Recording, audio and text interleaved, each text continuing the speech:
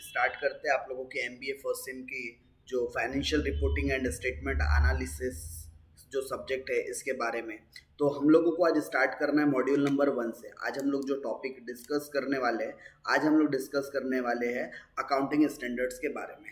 तो ये main topic start करने से पहले अगर मैं बात करूं कि भाई ये अकाउंटिंग स्टैंडर्ड्स होते क्या है, ठीक है, आपको पहले तो ये बेसिक चीज़ समझनी होंगी, देन हम इसके इन डिटेल जाएंगे। तो देखो आप लोगों ने ना बेसिक में कुछ एग्जांपल से आपको चीज़ों को समझाने की कोशिश करूंगा। हर एक चीज़ के लिए आपने देखा है कि रूल्स एंड रेगुलेशंस बने हुए हैं, हर एक चीज़ों की कुछ स्टैंडर्ड सेट है। फॉर एग्जाम्पल कि आप एग्ज़ाम देते हो तो आपका हर एक पेपर एक स्टैंडर्ड्स आता है 80 मार्क्स का, राइट। आपको स्टैंडर्ड टाइम अलॉट किया जाता है 3 आवर्स, ठीक है, आपको 3 आवर्स क्या किया जाता है, अलॉट किया जाता है। आपको एक स्टैंडर्ड सिलेबस दिया जाता है कि इतना ही कंटेंट आपने पढ़ना है। अच्छा, इससे क्या होता है, ये जो सारी जो स्टैंडर्डाइज्ड वे में जो आपको चीज़ें दी जाती है, इससे क्या होता है, इससे हमको गाइडलाइंस मिल जाती है, गाइडेंस मिल जाता है कि कैसे करना है चीज़ों को, कितना करना है, ठीक है। इस तरीके के जो हमारे दिमाग में जो क्वेश्चंस आते हैं वो स्टैंडर्ड्स अगर हमारे पास अवेलेबल हो तो हमारे लिए कहीं ना कहीं चीज़ों को सिंप्लीफाई करना या चीज़ों को अंडरस्टूड करना हमारे लिए सिंपल हो जाता है। तो अकाउंटिंग स्टैंडर्ड्स मतलब आप जो अकाउंटिंग्स के जो एस्टिमेशंस वैल्यूएशंस जो करते हैं, वो एस्टिमेशंस एंड वैल्यूएशंस करने के कुछ रूल्स एंड रेगुलेशंस बनाए गए, राइट। क्या बनाए गए, उसके कुछ रूल्स एंड रेगुलेशंस बनाए गए। तो उनके क्या वो रूल्स एंड रेगुलेशंस है, ये हम लोगों को डिस्कस करनी है एंड इसके ऊपर हम लोगों ने बात करनी है। तो हम लोगों को अकाउंटिंग स्टैंडर्ड इस पर्टिकुलर मॉड्यूल के अंदर इंड एएस का थ्योरेटिकल थोड़ा सा नॉलेज लेना है, as well as accounting standard का हमने थोड़ा सा नॉलेज लेना है। उसके बाद AS2 की तरफ चलेंगे, उसकी इन डिटेल बात करेंगे। उसके अलावा हम लोग AS3 की बात करेंगे, AS6 और AS10। इस तरीके से हम लोग ओवरऑल 4 डिफरेंट अकाउंटिंग स्टैंडर्ड्स की बातें करेंगे। अच्छा, मैं अगर करंट सिनारियो की बात करूं तो जो AS6 है और जो AS10 है, ये दोनों अब क्या हो चुके, कंबाइंड हो चुके हैं। और जो नया अकाउंटिंग स्टैंडर्ड 10 आया है वो प्लांट प्रॉपर्टी एंड इक्विपमेंट को लेकर आया हुआ है, राइट। किसको लेकर आया हुआ है, प्लांट प्रॉपर्टी एंड इक्विपमेंट लेकर आया हुआ है। तो मैं आपके साथ PPE की भी डिस्कशन करूंगा जब मैं AS6 और 10 और दोनों भी AS को ना मैं आप लोगों को साथ में कंसोलिडेट करके पढ़ाऊंगा। मतलब हम लोग ओल्ड वाले AS के बारे में भी बात कर लेंगे और जो न्यू में वो कन्वर्ट हो चुका है इसकी भी बात हम लोग कर लेंगे। एग्जाम पॉइंट ऑफ व्यू हम सेफर रहेंगे दोनों साइड से। चलिए, सो आप लोगों के बाकी जो मॉड्यूल है इसके ऊपर हमने प्रीवियस जो आप लोगों का इंट्रोडक्शन जो लिया था MBA कोर्स से रिलेटेड, उसमें हम लोगों ने बाकी की बातें कर रखी है। चलिए, सो अगर मैं बात करूं कि भाई इंडियन अकाउंटिंग स्टैंडर्ड्स क्या है या किस तरीके से आए, तो ये इसको हम लोग इंड AS के रूप में भी लिख सकते हैं। इंडियन अकाउंटिंग स्टैंडर्ड को आप शॉर्ट में कैसे भी लिख सकते हो, Ind AS stand for Indian accounting standard. So ये क्या है भाई, तो ये एक बेसिक एक टूल है। ये क्या है, अकाउंटिंग का एक बेसिक टूल है जो हर एक कंपनी क्या करती है, इंडिया के अंदर अडॉप्ट करती है। लेकिन लेकिन लेकिन एक चीज़ ध्यान रखना, हर एक कंपनी मतलब प्राइवेट पब्लिक छोटी बड़ी सारी कंपनी इंडिया को फॉलो करेंगे क्या, नो। इसके लिए कुछ क्राइटेरियाज बताए गए हैं, वो क्राइटेरियाज हम लेटर डिस्कस करने वाले। अच्छा, सबसे पहली बात तो ये जितने भी अकाउंटिंग स्टैंडर्ड्स हमारे इंडिया के अंदर जो लाए जाते हैं, इसको प्रिस्क्राइब्ड या इस चीज़ को मतलब इस चीज़ को मतलब कौन सा ऐसा डिपार्टमेंट है जो अकाउंटिंग स्टैंडर्ड्स के फ्रेमवर्क्स को बनाता है। तो आप लोगों ने नाम सुना होगा ICAI का। तो इंस्टीट्यूट ऑफ चार्टर्ड अकाउंटेंट जो कि इस्टेब्लिश कब किया गया था, ये जो ICAI इंस्टीट्यूट है 1949 में इस्टेब्लिश्ड किया गया था। ये इंडिया की सबसे बड़ी अकाउंटिंग बॉडी है जो इंडिया के अंदर जितने भी अकाउंटिंग से रिलेटेड इंडिया के अंदर जितने भी अकाउंटिंग से रिलेटेड जो चेंजेस करने होते हैं, कुछ अपडेट्स करने होते हैं, कुछ मॉडिफिकेशंस करना होता है, तो वो सारा का सारा ICAI के थ्रू होता है। और ICAI ने इसकी रिस्पॉन्सिबिलिटी, इसकी जिम्मेदारी किसको दे रखी है, ASB को। अब आप बोलोगे सर ASB क्या होता है, तो ASB अकाउंटिंग स्टैंडर्ड बोर्ड है, एक कमिटी है, एक ऑर्गेनाइजेशन है जो किसने फ्रेम्ड किया है, किसने बनाया है, ICAI ने बनाया। मतलब अकाउंटिंग स्टैंडर्ड्स या इंड AS जो अनाउंस्ड करते हैं वो करते हैं ICAI, लेकिन ICAI डायरेक्ट नहीं करती। ICAI ने एक कमेटी बना रखी है, उस कमेटी का नाम है अकाउंटिंग स्टैंडर्ड बोर्ड। जो कि कब बनाई गई थी, वो बनाई गई थी 1977 में, जबकि आईसीआई कब बनी है, 1949 में आईसीआई बनी। अब आईसीआई को ऐसा रियलाइज हुआ कि भाई ये एक अलग ही मतलब एक इश्यूज है, हमको रेगुलरली इस फील्ड में, इस डिपार्टमेंट में क्या करना चाहिए, वर्क करना चाहिए। तो स्पेसिफिकली सिर्फ और सिर्फ अकाउंटिंग स्टैंडर्ड्स के लिए इन्होंने पूरा अलग से एक क्या कर दिया, ऑर्गेनाइजेशन, एक पूरी की पूरी कमेटी बना दिया। उस कमेटी का नाम है अकाउंटिंग स्टैंडर्ड बोर्ड। और ASB के जो मेंबर्स होते हैं, इसके मेंबर्स कौन कौन होते हैं, तो इसके जो मेंबर्स होते हैं वो होते हैं गवर्नमेंट डिपार्टमेंट से काफ़ी सारे लोग, जो सेंट्रल गवर्नमेंट है, सेंट्रल गवर्नमेंट डिपार्टमेंट में फाइनेंस सेक्टर्स के लोग होते हैं। उसके अलावा इसके अंदर काफ़ी सारे एक्सपर्ट्स होते हैं, वो जो अकाउंटिंग जिस फील्ड में चाहिए उस फील्ड के वो क्या होते हैं, एक्सपर्ट्स होते हैं। उसके अलावा आपके ICAI के मेंबर्स होते हैं, मतलब कि CA लोग भी ASB के पार्ट्स होते हैं, मेंबर्स होते हैं। उसके अलावा जो आपका CWA मतलब कि कॉस्ट वर्किंग अकाउंटेंट्स होते हैं, वहाँ के भी लोग इसके क्या होते हैं, मेंबर्स होते हैं। तो ये सारे मेंबर्स है जो अकाउंटिंग स्टैंडर्ड बोर्ड के मेंबर्स होते हैं। तो इन लोग से मिलकर क्या बनाई जाती है, पूरी की पूरी आपकी कमेटी बनाई जाती है। इन लोगों से मिलकर क्या की जाती है, पूरी की पूरी कमेटी बनाई जाती है, राइट गाइस। एंड तो ICAI जो है वो एक इंडिपेंडेंट बॉडी हमारे इंडिया के अंदर। ICAI करता क्या है, तो ICAI अकाउंटिंग से रिलेटेड सारे रूल्स, रेगुलेशंस, फ्रेमवर्क्स, उसके कंप्लायंसेस, ये सारी प्रोसीजर्स के लिए गाइडलाइंस वगैरह प्रोवाइड करता है with the help of ASB। और ये एक इंडिपेंडेंट बॉडी है ICAI, जो कि पार्लियामेंट एक्ट के थ्रू क्या हुई है, पास की गई है। एक ICAI के पार्लियामेंट एक्ट के थ्रू क्या किया गया है, बनाया गया बॉडी है। ओके, एक वॉलंटरली इंडिपेंडेंट बॉडी है जो खुद के हिसाब से, खुद के टर्म्स के हिसाब से क्या कर रहा है, अपने ऑर्गेनाइजेशंस को रन कर रहा है। This shall be applied to the companies of the financial year 2015-16 voluntarily. देखो 2016-17 तक इंड AS लोगों के लिए क्या था, कंपनीज के लिए क्या था, वॉलंटरली था। आपको फॉलो करना है करो, नहीं करना है मत करो। And from 2016 to 17 it is mandatory. लेकिन मैंडेटरी भी किनको किया गया, हर किसी को नहीं किया गया, कुछ टर्नओवर की लिमिट फिक्स की गई है। बट यस, मैंडेटरी तो कर दिया गया भाई, वो लोग जो उस क्राइटेरिया में आते हैं उनके लिए मैंडेटरी कर दिया गया। जबकि 15-16 तक ये कैसा था, वॉलंटरली। देन उसके बाद इसको परमानेंट कर दिया गया कि भैया जितने भी कंपनीज है जिन्होंने 250 करोड़ के ऊपर का टर्नओवर, लिस्टेड कंपनी, उनके लिए क्या कर दिया गया, मैंडेटरी कर दिया गया। प्राइवेट के लिए अलग कंडीशन है, पब्लिक कंपनीज के लिए अलग कंडीशन है, जो हम लेटर डिस्कस करेंगे बेस्ड ऑन द इंटरनल्स। अच्छा, मुझे एक चीज का आपसे जवाब चाहिए, थोड़ा अपना मन से आवाज निकालना और जवाब देने की कोशिश करना। ये स्टैंडर्ड्स आते ही क्यों हैं? क्या अगर स्टैंडर्ड्स ना आए तो क्या हम लोग अकाउंटिंग नहीं कर सकते थे? तो हमारा मन जवाब देगा, कर तो सकते हैं। बिना स्टैंडर्ड, बिना रूल्स रेगुलेशंस के भी अकाउंटिंग तो हो सकती है, स्टैंडर्ड्स की तो ऐसा जरूरत नहीं। फिर लाया क्यों गया, क्यों नोटिफाई किया गया AS या फिर इंड AS अलग अलग सेक्टर वाइज? ये इसलिए लाया गया कि स्टैंडर्ड्स होने की वजह से, स्टैंडर्ड्स होने की वजह से आपके अकाउंटिंग के अंदर यूनिफॉर्मिटी आती है। मतलब आप और आपके सिमिलर जो पीयर कंपनीज होती है उनकी अकाउंटिंग्स में कोई मेजर चेंजेस नहीं, कोई बड़े फ्लक्चुएशंस नहीं, डेटा मोर कंपेरेबल हो जाता है आपका। क्यों? क्योंकि सारे लोग एक ही सिस्टम को फॉलो कर रहे हैं। और जब सारे लोग एक ही सिस्टम को फॉलो कर रहे होते हैं तो ऑब्वियस है वहाँ पर आप लोगों का जो कंपैरिजन करना है डेटा, वो ज़्यादा एक्यूरेसीज के साथ क्या हो सकता है, कंपेयर करके हो सकता है। ज़्यादा एक्यूरेसी के साथ हम चीज़ों को क्या कर सकते हैं, कंपेयर कर सकते हैं, राइट। तो ये जो इंटरनेशनल या फिर जो ये अकाउंटिंग स्टैंडर्ड्स है, इंड AS है, ये किन किन पर एप्लीकेबल नहीं है? तो बैंक्स, इंश्योरेंस कंपनीज के लिए सेपरेटली क्या किया गया है, नोटिफाई किया गया है इंड AS। कुछ कॉमन इंड AS होते हैं जो पब्लिक कंपनीज पर एप्लीकेबल है, कुछ प्राइवेट कंपनीज पर है। बैंकिंग कंपनीज के लिए अलग है, इंश्योरेंस कंपनीज के लिए अलग है। सबके लिए इंड AS क्या किए गए हैं, अलग अलग इश्यूज किए गए हैं। Okay, India followed the accounting standard from the gap.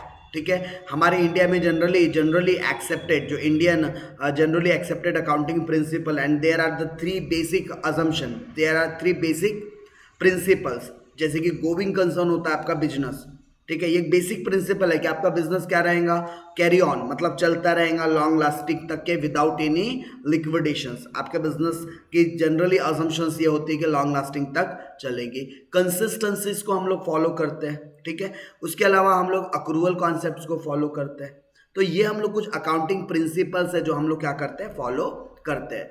Prior to the adoption of the Ind AS, मतलब हमारे यहाँ जब इंडिया में अकाउंटिंग सिस्टम के अंदर जब क्या नहीं थे, इंड एएस नहीं थे, तब हम लोग किसको यूज करते थे, गैप, मतलब बेसिक अकाउंटिंग प्रिंसिपल्स पर हम लोग काम किया करते थे। हमारे अकाउंटिंग प्रिंसिपल्स क्या, जो अभी मैंने कहा, गोइंग कंसर्न के अलावा कंसिस्टेंसी, ड्यूअल एस्पेक्ट कॉन्सेप्ट, ठीक है, जिसमें हम लोग डेबिट एंड क्रेडिट के बेसिस पर अकाउंटिंग करते थे, मटेरियलिटी, कंजर्वेटिज्म, ठीक है, ये सारे आपके क्या है थे, कॉस्ट कॉन्सेप्ट्स, ये सारे आपके अकाउंटिंग प्रिंसिपल्स थे, अकाउंटिंग प्रिंसिपल्स एंड कॉन्सेप्ट थे जो हम लोग बिफोर इंड एएस या बिफोर अकाउंटिंग स्टैंडर्ड स्टडी किया करते थे।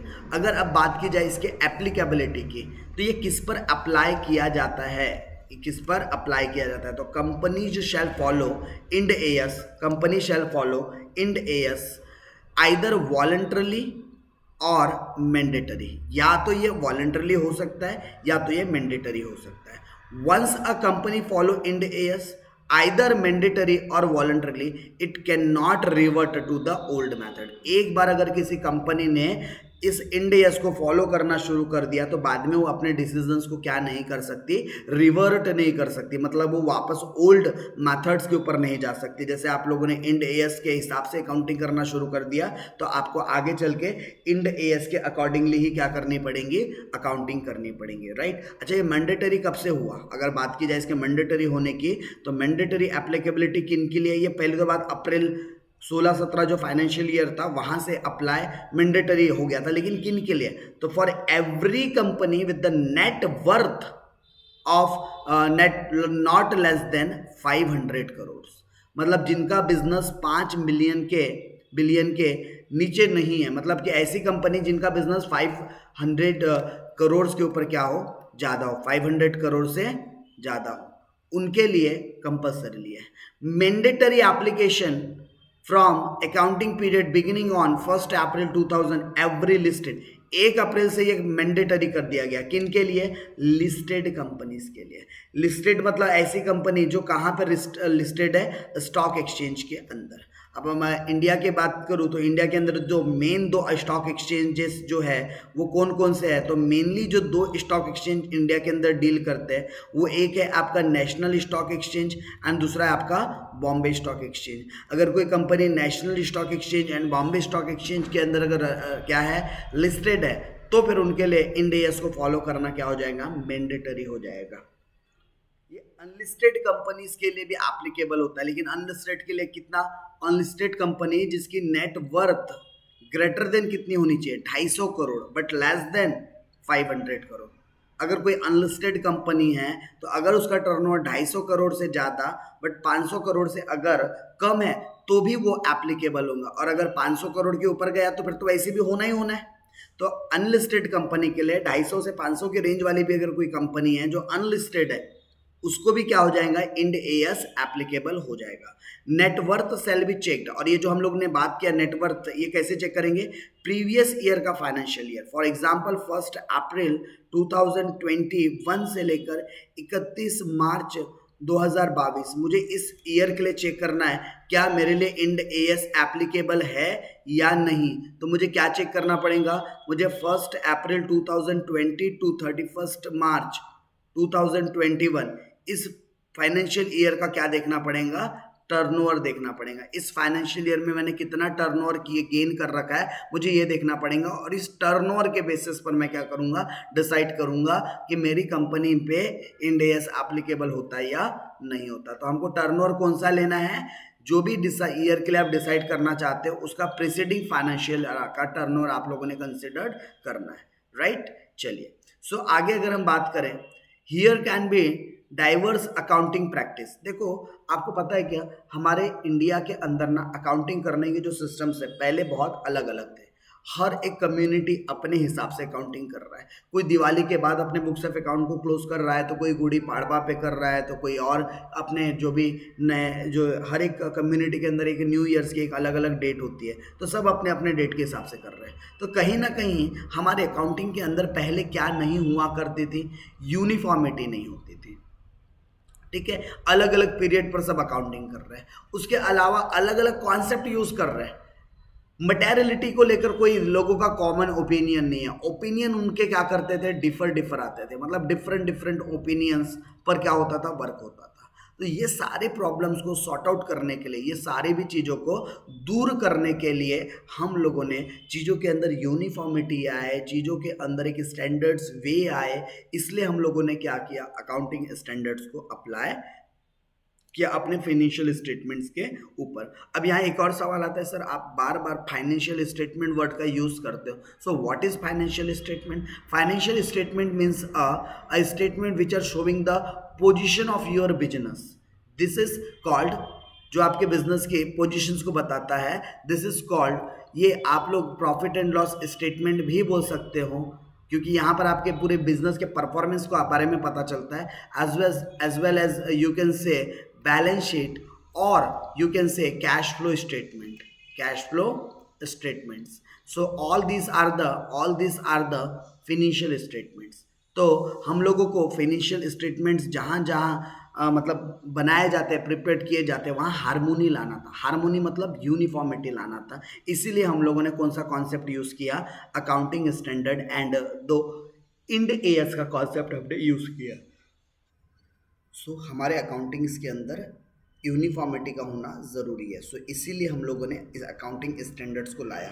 और क्योंकि हम लोग जब भी प्रिपेयर करेंगे फाइनेंशियल स्टेटमेंट्स, ठीक है, तो वहाँ पर कहीं कोई डिफरेंस ना रह जाए, कोई डेविएशंस ना आ जाए। आपके नेशनल एंड इंटरनेशनल अकाउंटिंग में अलग अलग लेवल्स पर अलग अलग अकाउंटिंग होती, तो उस हारमोनीज को, उस डिफरेंस को कवर करने के लिए या उस डिफरेंस न आए, इसीलिए हम लोगों ने इंड एएस को क्या किया, अप्लाई करना शुरू किया अपने कंपनीज के अंदर। हम लोग अब इंड एएस मतलब कि एक इंटरनेशनल रिक्वायरमेंट्स के हिसाब से, इंटरनेशनल अकाउंटिंग पॉलिसीज़ के हिसाब से हम लोगों ने क्या करना शुरू किया है, हम लोगों ने इंटरनेशनल पॉलिसीज़ के हिसाब से अपने इंड एएस को अपग्रेड्स कर रखा है। और इंडिया के अंदर जितने भी फाइनेंशियल रिपोर्टिंग्स होती है, मतलब कि जितने भी हमारे इंडिया के अंदर फाइनेंशियल स्टेटमेंट्स बनते हैं, वो सारे के सारे अगर कंपनीज़ के, लिस्टेड कंपनीज़ के, तो वो with the help of Ind AS ही बनाए जाते हैं। ओके, अकाउंटिंग स्टैंडर्ड्स, भाई ये अकाउंटिंग स्टैंडर्ड्स है क्या? तो accounting standards are the code of conduct. Sir what is code of conduct? Code of conduct means set of rules and regulation. What is code of conduct? Set of rules and regulations, यानी पहले से predetermined कुछ rules and regulations बनाए गए हैं, उस rules and regulations को आपने क्या करना है, फॉलो करना है। उस रूल्स एंड रेगुलेशंस को आपने क्या करना है, फॉलो करना है। जितने भी अकाउंटिंग स्टैंडर्ड्स बनाए जाएंगे, ठीक है, जितने भी अकाउंटिंग स्टैंडर्ड्स आएंगे, सारे के सारे फ्लैक्सिबल होने चाहिए। ऐसा नहीं कि बहुत ज़्यादा रिजिड है एंड उसको अप्लाई करना या फॉलो करना किसी भी कंपनी के लिए बहुत कॉम्प्लिकेटेड हो। तो इस तरीके से आपके अकाउंटिंग स्टैंडर्ड्स नहीं होने चाहिए। आपके अकाउंटिंग स्टैंडर्ड कैसे होने चाहिए, थोड़े से फ्लैक्सिबल होने चाहिए। International accounting standard committee comes into being in the year, जितनी मतलब ये जो इंटरनेशनल लेवल पर जो अकाउंटिंग स्टैंडर्ड से रिलेटेड जो पूरा ऑब्जर्वेशंस करती है, उसके लिए कमेटी बनाई गई है IASC, जिसको 1973 में बनाया गया था, जहाँ पर जो इस कमेटी के जो मेंबर्स होते हैं, कौन से, इंटरनेशनल अकाउंटिंग स्टैंडर्ड कमेटी के जो मेंबर्स होते हैं, वो एक तो ICAI के मेंबर्स होते हैं, मतलब चार्टर्ड अकाउंटेंट्स होते हैं। साथ में जो आपका ICWI जो है आपका इंस्टीट्यूट ऑफ कॉस्ट वर्क और इंस्टीट्यूट ऑफ इंडिया, सो वहाँ के भी मेंबर्स, मतलब जो कॉस्ट अकाउंटेंट्स होते हैं, कॉस्ट वर्किंग अकाउंटेंट्स होते हैं CWA, तो उन दोनों के मेंबर्स आपके IASC के क्या होते हैं, मेंबर्स होते हैं। और इंडिया के अंदर, in India setup the ASB, हमारे इंडिया के अंदर ICAI ने क्या बना के रखा है, अकाउंटिंग स्टैंडर्ड बोर्ड बना के रखा है। कौन सी डेट पर? 1 अप्रैल 1997 को, ताकि वो हमारे इंडिया के लिए क्या कर सके, अकाउंटिंग स्टैंडर्ड्स का फ्रेमवर्क कर सके। कोड ऑफ कंडक्ट्स या जितने भी रूल्स एंड रेगुलेशंस को ध्यान में रखते हुए इंटरनेशनल लेवल्स के, तो आप अकाउंटिंग स्टैंडर्ड बोर्ड क्या करने वाले हो, अकाउंटिंग स्टैंडर्ड्स का फ्रेमवर्क करने वाले हो. Now preparation is on in India is also applying IFRS, मतलब इंटरनेशनल फाइनेंशियल रिपोर्टिंग स्टेटमेंट्स भी हमारे इंडिया के कंपनीज के ऊपर क्या होता है, एप्लीकेबल होता है. Accounting standards are prepared keeping in view the business environment and the law of the country. मतलब जितने भी आप लोग अकाउंटिंग स्टैंडर्ड्स प्रिपेयर करोगे ना, उस इंडिविजुअल कंट्री के लॉज क्या कहते हैं उसको ध्यान में, वहाँ के बिजनेस इन्वायरमेंट कैसा है और वहाँ का लॉ कैसा है, इन बातों को ध्यान में रखते हुए हम लोग क्या बनाते हैं, अकाउंटिंग स्टैंडर्ड्स प्रिपेयर करते हैं. तो अकाउंटिंग स्टैंडर्ड्स का मतलब ही क्या होता है, a common set of principle standards and the procedure that define the basis of the financial accounting policies and the practice. मतलब कि एक कॉमन चीज जो लगभग सारे लोग क्या करेंगे, फॉलो करने वाले हैं सिमिलर मैनर्स में, उसी को हम लोग क्या बोलते हैं, अकाउंटिंग स्टैंडर्ड्स कहते हैं. सो अकाउंटिंग स्टैंडर्ड्स की अगर हम बात करें कि क्या क्या कैरेक्टरिस्टिक्स है आपके अकाउंटिंग स्टैंडर्ड्स के, तो ये अकाउंटिंग स्टैंडर्ड गाइडर का काम करता है. मतलब कि अकाउंटिंग स्टैंडर्ड्स कहीं ना कहीं आप लोगों को बताता है अकाउंटिंग ट्रीटमेंट्स कैसे करने चाहिए, किस किस चीज़ से रिलेटेड गाइड करता है. तो अकाउंटिंग ट्रीटमेंट जो अलग अलग तरीके से होती है, तो आपने किस तरीके से उसके ट्रीटमेंट्स करना है वो बताता है. फाइनेंशियल स्टेटमेंट किस तरीके से प्रिपेयर करना है एंड प्रेजेंट करना है, ये बात भी आपको अकाउंटिंग स्टैंडर्ड बताता है. अच्छा, मैंडेटरी टू तो फॉलो किसके लिए मैंडेटरी है, तो हमने ऑलरेडी कंडीशन देखा है, इंड एस किसके लिए एप्लीकेबल है, किसके लिए नहीं है. ठीक है. और अगर हम बात करें अकाउंटिंग स्टैंडर्ड्स की, तो अकाउंटिंग स्टैंडर्ड्स मैंडेटरी है. ठीक है. अकाउंटिंग स्टैंडर्ड्स क्या है, मैंडेटरी है. किन के लिए, फॉर एवरी कंपनी, हर एक तरीके के कंपनी के लिए क्या है, accounting standard is compulsory. Through a provision in a company law, these standards are made mandatory for the companies where the member of the ICAI of India imply these standards on the other entities. हमारे India में किसके पास power है accounting standards को मतलब लाने का, issues करने का पावर किसके पास है, ICAI with the help of ASB, right guys. चलिए, अब framed according to the law, आपके देश के कानून कैसे हैं. आपके अकाउंटिंग स्टैंडर्ड ऐसे नहीं होने चाहिए, आपके अकाउंटिंग स्टैंडर्ड ऐसे नहीं होने चाहिए कि किसी लॉ को ब्रेक करे, लैप्स करे, ओवरराइड करे. ऐसे आपके बिल्कुल भी अकाउंटिंग स्टैंडर्ड्स नहीं होने चाहिए. अगर आपके कोई अकाउंटिंग स्टैंडर्ड किसी लॉ को अगर क्या कर रहे हैं, ओवरराइड कर रहे हैं, तो वहां पर लॉ एप्लीकेबल हो जाएगा, आपका अकाउंटिंग स्टैंडर्ड छोटा हो जाएगा. इसीलिए जब भी अकाउंटिंग स्टैंडर्ड्स प्रिपेयर किए जाते हैं, तो हम लोग सारे लॉ के प्रिविलेजेस को चेक कर लेते हैं, उस नेशंस के अंदर क्या है, लॉज है, कैसे लॉज है, उन सारी बातों को ध्यान में रखते हुए क्या किया जाता है, अकाउंटिंग स्टैंडर्ड्स बनाया जाता है. Law of the country can not be overridden by the accounting standard. देखो भाई, लॉ सुपीरियर रहेगा, उसके बाद ही अकाउंटिंग स्टैंडर्ड है. अकाउंटिंग स्टैंडर्ड भगवान नहीं बन सकता, वो लॉ के ऊपर नहीं जा सकता. क्यों नहीं जा सकता, बिकॉज अकाउंटिंग स्टैंडर्ड एक इंडिपेंडेंट बॉडी बना रही है, जबकि जो लॉज है, जो कॉन्स्टिट्यूशंस है, वो ऑलरेडी हमारे प्रिस्क्राइब्ड है एंड उसके ऊपर एक एक्सपर्ट कमेटी ने ऑलरेडी काफ़ी ज़्यादा काम किया है. तो आप कहीं पर भी कॉन्फ्लिक्ट सिचुएशंस क्रिएट नहीं कर सकते ओवरराइड करके. ओवरराइड करने का मतलब क्या होता है, अगर कोई ऐसा आप अकाउंटिंग स्टैंडर्ड बना रहे हो जो आपके किससे कॉन्ट्राडिक्ट करे, लॉ से कॉन्ट्राडिक्ट करे, तो आप लोगों ने ऐसे पर्टिकुलर क्या नहीं करना है, अकाउंटिंग स्टैंडर्ड नहीं बनाने हैं जो कॉन्ट्राडिक्ट करे किसी भी एक्ट के साथ. As law and business environment keeps on changing, therefore accounting standards are also revised from the time to time according to the need. Also law of the country prevail in the case of conflict between accounting standard and law. तो accounting standard जो conflicts create होते हैं, उन conflicts को दूर करने का भी काम करता है. Serve as a harmoniser. देखो, जितने भी अकाउंटिंग मतलब स्टैंडर्ड्स होते हैं, वो कहीं ना कहीं अकाउंटिंग रिकॉर्ड को यूनिफॉर्म वे में लाने की कोशिश करते हैं, हार्मोनाइज करते चीज़ों को, ताकि एक गाइडलाइंस प्रोवाइड करते, ताकि ये गाइडलाइंस कौन फॉलो कर सके. Every business entity should follow the same rules, same standards, और अकाउंटिंग ट्रीटमेंट भी उनके क्या होने चाहिए, सिमिलर ही होने चाहिए. So company is required to prepare and present the financial statement as per the same accounting standard. This way uniformity is brought in the whole accounting system.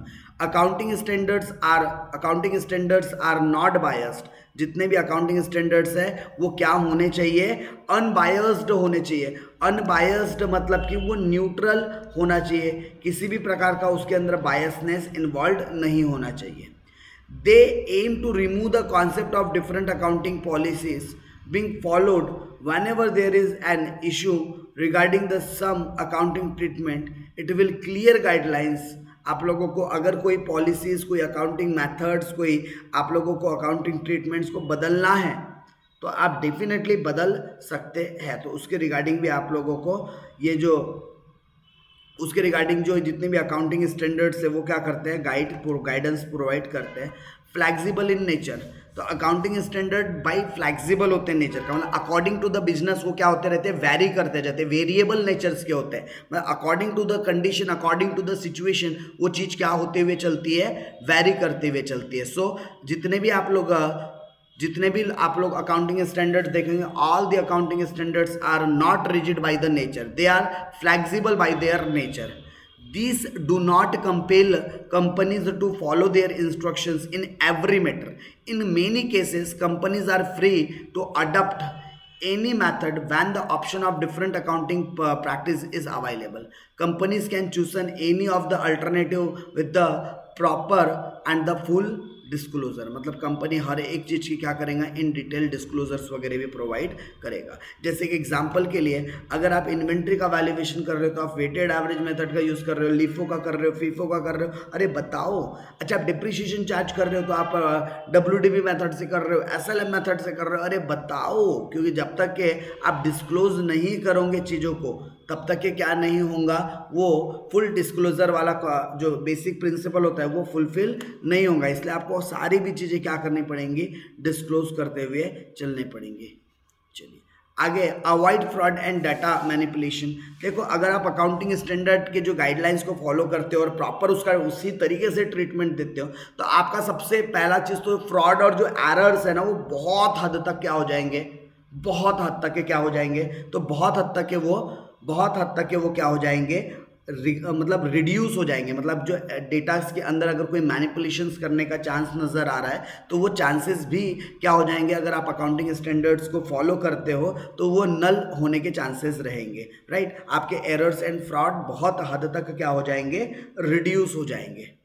और आप लोगों को पता है ये जितने भी अकाउंटिंग स्टैंडर्ड्स है इसको हमारे इंडिया के अंदर कौन सी अथॉरिटी है जो इसको इशू करती है, तो मैं पहले ही बता चुका आपको, ICAI ऑथोराइज्ड पर्सन है और उन्होंने एक बोर्ड का कंस्ट्रक्शन किया है. उस बोर्ड का नाम है अकाउंटिंग स्टैंडर्ड बोर्ड. इनकी मदद से क्या किया जाता है, इनकी मदद से हम लोग अकाउंटिंग स्टैंडर्ड्स को पब्लिकली लाने में कैपेबल होते हैं. Help in easy comparability. देखो, जब आप लोग अकाउंटिंग स्टैंडर्ड्स को फॉलो करते हैं तो आपके लिए डेटा को कंपेयर करना, क्योंकि अब यूनिफॉर्मिटी है ना चीज़ों के अंदर, समानता है अब चीज़ों के अंदर, पूरी अकाउंटिंग प्रोसेस सिमिलर तरीके से हुई सारे भी कंपनी की, क्योंकि उन्होंने सेम गाइडलाइंस को फॉलो किया है. और जब सेम गाइडलाइंस को फॉलो किया है तो ऑब्वियस है उनका क्या बनना पॉसिबल है, कंपैरिजन होना पॉसिबल है. राइट, तो आप लोग कंपेयर कर सकते हो चीज़ों को. So there are some benefits of accounting standards. ठीक है, हमारे पास इसके क्या है, कुछ एडवांटेजेस है, कुछ बेनिफिट्स है किसके, अकाउंटिंग स्टैंडर्ड्स के. तो अगर हम इसके कुछ बेनिफिट्स की बात करें तो ऑलरेडी आपने डिस्कस कर रखा है.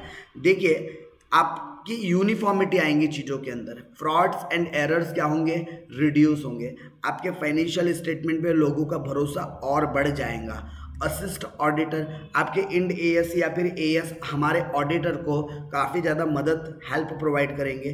फैसिलिटेट द कंपेरेबिलिटी, आप चीज़ों को आसानी के साथ क्या कर सकते हो, कंपेयर कर सकते हो. राइट, वही सिमिलर चीज़ें इधर भी लिखी हुई है. Attend uniformity in accounting. उसके अलावा improve the reliability of the financial statements, prevent frauds and the accounting manipulation, assist auditor, comparability. ये सारे वही पॉइंट है. उसके अलावा डिटरमाइनिंग मैनेजरियल एक्सेप्ट अकाउंटेबिलिटी, किसकी क्या रिस्पॉन्सिबिलिटी है, किसके पास क्या राइट्स है, क्या पावर उनको डेलीगेट करके हुआ था, क्या अथॉरिटीज़ उनको देकर हुई थी, ये सारी चीज़ आप लोग क्या कर सकते हो, डिटरमाइन करने के बाद क्या सेट कर सकते हो, अकाउंटिंग स्टैंडर्ड कैसे होने चाहिए आप वो सेट कर सकते हो। लिमिटेशन है कुछ अकाउंटिंग स्टैंडर्ड्स की। देखो आप लोगों के पास बहुत सारे अल्टरनेटिव रहेंगे, उन अल्टरनेटिव में से आपको कुछ चूज़ करना है। जैसे मैं बात करूँ AS2 जो हम डिस्कस करने वाले हैं, वैल्यूएशन ऑफ इन्वेंट्री के टोटल 6 अलग अलग मेथड है। लीफो, तो FIFO, LIFO FIFO, weighted average, ठीक है, लीफो फीफो वेटेड एवरेज, उसके अलावा कॉस्ट, NRV, ये सारे कॉन्सेप्ट्स अलग अलग कॉन्सेप्ट्स हैं जो अलग अलग अप्लाई होता है। इसके लिए अलग अलग क्या है, बेसिक कुछ कंडीशंस हैं। तो आपको उसमें से कौन सा मेथड कब फॉलो करना चाहिए चॉइस करना पड़ेगा। एंड जो यहाँ पर जो there are various options are available, तो वहाँ पर कहीं ना कहीं डिफ़िकल्ट हो जाता है हमको किसी एक इंडिविजुअल चीज़ को चॉइस करना। रेस्ट्रिक्टेड स्कोप्स है, सर रेस्ट्रिक्टेड कैसे है स्कोप्स, तो भाई देखो जितने भी आपको अकाउंटिंग स्टैंडर्ड अलाउ करेंगे उतने ही चीज़ों के ऊपर आप क्या कर सकते हो, उसका प्रेजेंटेशन, उसकी अकाउंटिंग ट्रीटमेंट दिखा सकते हो। But what about the beyond that particular points, अगर उसके बियॉन्ड अगर कुछ चीज़ें आ रही है तो फिर उसका कैसा, उसके लिए तो आपको क्या होना पड़ेगा, मतलब आप अकाउंटिंग स्टैंडर्ड के बेसिस पर पूरी तरीके से क्या नहीं रह सकते, डिपेंड नहीं रह सकते। आपको अकाउंटिंग स्टैंडर्ड्स के अलावा भी अपने बिजनेस के ऊपर फोकस बना के रखना पड़ेगा। ओके, अब ये देखिए अकाउंटिंग स्टैंडर्ड्स जो बनते हैं ना, ये बनते कैसे, इनको सेट करने की पूरी प्रोसेस कैसी है। तो चलो थोड़ा सा इमेजिन करना है आप लोगों ने। सबसे पहले तो एरिया को आइडेंटिफाई करेंगे। क्या करेंगे, सबसे पहले एरिया को आइडेंटिफाई करेंगे कि हमको कहाँ ऑडिट अकाउंटिंग स्टैंडर्ड्स लाने की ज़रूरत है। अब जो एरिया जो कॉन्स्टिट्यूशन ऑफ स्टडी ग्रुप, मतलब जिन्होंने ये फाइंड कर लिया होगा कि भाई हमको एग्रीकल्चर सेक्टर के अंदर ज़रूरत है अकाउंटिंग स्टैंडर्ड्स के अंदर बदलाव लाने की, या फिर उनको लगता है कि हमको मैन्युफैक्चरिंग इंडस्ट्रीज़ के अंदर चेंजेस करने की ज़रूरत है, तो ये जो पूरा कॉन्स्टिट्यूशन, पूरा एक जो ग्रुप बना हुआ है स्टडी ग्रुप, वहाँ ये सारा डिस्कशंस होता है। तो वहाँ से फाइनल कंक्लूजन निकलने के बाद एक ड्राफ्ट बनाया जाएगा, और ये draft with the help of circulation सभी को क्या कर दी जाएंगी, सर्कुलेट कर दी जाएंगी। फिर ascertainment of the views of the different bodies on draft, finalisation of exposure draft, मतलब जिसको हम शॉर्ट में ADB बोलते हैं। तो ये आपके सामने कुछ इन्वेस्टमेंट करने के क्या बताए गए हैं, प्रोसेस बताए गए हैं। इन प्रोसेस को फॉलो किया जाता है जब भी अकाउंटिंग स्टैंडर्ड्स बनाए जाते हैं उस वक्त उस समय पर, राइट। चलिए सो हम लोग नेक्स्ट जो हमारी जो क्लास रहेंगी उसमें बात करेंगे अकाउंटिंग स्टैंडर्ड्स के नंबरिंग से रिलेटेड। तो आज के इस क्लास में मैंने अकाउंटिंग स्टैंडर्ड से रिलेटेड पूरी की पूरी डिस्कशंस की है, एंड थोड़ा सा स्लाइटली हमने टॉपिक कौन सा भी कवर किया कर रखा है, इंड AS का, मतलब इंडियन अकाउंटिंग स्टैंडर्ड्स भी हम लोगों ने आज के सेशन में कवर कर रखा है। अच्छा, इसमें से सिलेबस में कौन कौन सी चीज़ें जो हम नेक्स्ट पार्ट में कवर करने वाले, AS2, AS3, AS6 and AS4 as per your syllabus, ठीक है। एज पर यूर सिलेबस आपको सिर्फ इतने ही अकाउंटिंग स्टैंडर्ड्स पढ़ने हैं, बहुत ज़्यादा और बहुत भारी भी नहीं है, राइट। तो चलिए हम लोग कल से अकाउंटिंग स्टैंडर्ड्स के बारे में इन डिटेल अपना डिस्कशन स्टार्ट करेंगे। तो हम लोग एक जो नया चैप्टर है या नया टॉपिक है अकाउंटिंग स्टैंडर्ड्स, ठीक है, 2 मतलब वैल्यूएशन ऑफ इन्वेंट्री के अकाउंटिंग कैसे करना, उसकी कैलकुलेशंस कैसे करना, तो ये पार्ट हम लोग देखेंगे कल। आज के लिए इतना ही।